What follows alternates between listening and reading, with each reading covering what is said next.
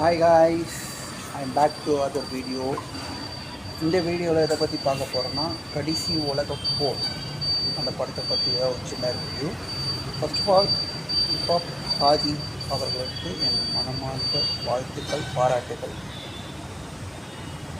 இதெல்லாம் ரொம்ப கஷ்டங்க. விஎஃப்எக்ஸ் இந்த படத்தில் பார்த்தீங்கன்னா அவ்வளோ எக்ஸ்ட்ரானரியாக ஒர்க் அவுட் ஆகிருக்கு. இத்தனைக்கும் இந்த படத்துடைய விஎஃப்எக்ஸ்லாம் பார்த்தீங்கன்னா பெரிய நிறுவனமோ பெரிய ஒரு இவங்களும் பண்ணல, அவங்களுக்குள்ளேயே ஒரு டீம் ஃபார்ம் பண்ணியிருக்காங்க.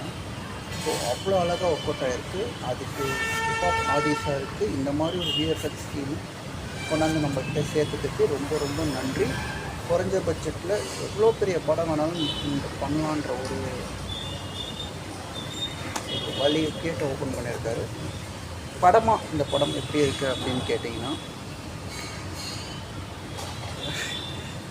என்ன சொல்கிறது, இது வந்து எந்த ஒரு அரசியல்வாதியும் பார்க்கல, எந்த ஒரு இதையும் பார்க்கல. நியாயம் தர்மம் எல்லாமே ஒரு போட்டு லெஃப்ட் அண்ட் ரைட் ஒரு போட்டு ஒரு புஷ் பண்ணி இது தாண்டா தப்பு, இது தாண்டா சரின்னு சொல்லிட்டு போட்டு விளாசியிருக்காங்க இந்த படம். கண்டிப்பாக போய் பார்க்கணும் எல்லோரும். ஏன்னா இந்த மாதிரி ஒரு 4-5 படங்கள் வந்தால் தான் அரசியல்வாதின்ற ஒரு நிலைமை இங்கே மாறுன்றது என்னுடைய தாழ்மையான கருத்து. நட்டி சார் வழக்கம் போல் தலைமை பூண்டு விளையாடுறாரு. ஹிப்ஹாப் ஆதி ஒரு பக்கம் ஜெயின்டாட்டிக் ஃபிகராக நிற்கிறாருன்னா, அவர் ஒரு பக்கம் ஜெயின்டாட்டிக் ஃபிகராக நிற்கிறாரு.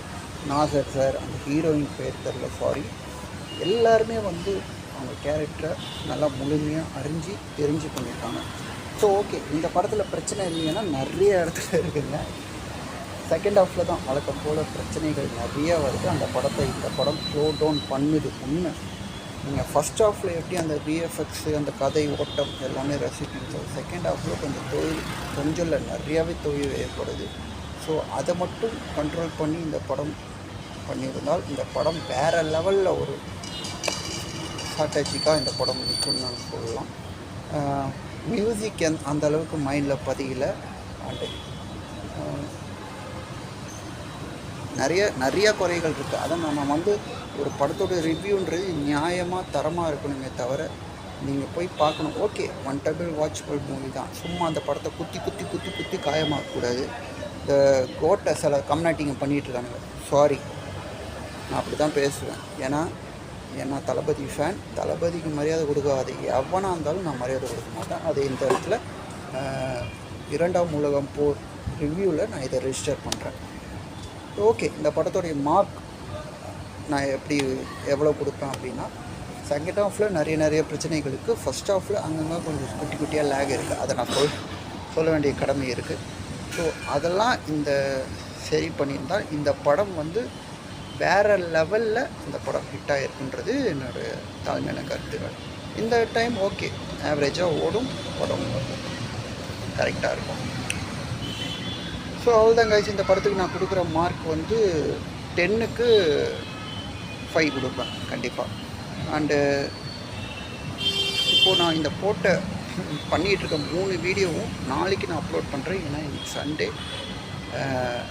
இன்றைக்கி போட்டால் அந்த அளவுக்கு ரீச் இருக்காது. ஏன்னா என்னுடைய பாலிசி என்னென்னா, ஒரு படம் ஓடுறதுக்கு நம்ம அட்மாஸ்பியர் விடணும்.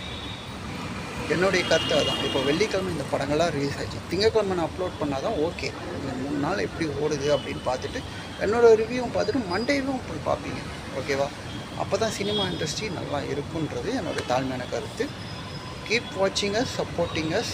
கண்டிப்பாக இந்த ரிவ்யூஸ் எல்லாமே உங்களுக்கு பிடிக்கும்னு நான் நினைக்கிறேன். Thank you so much.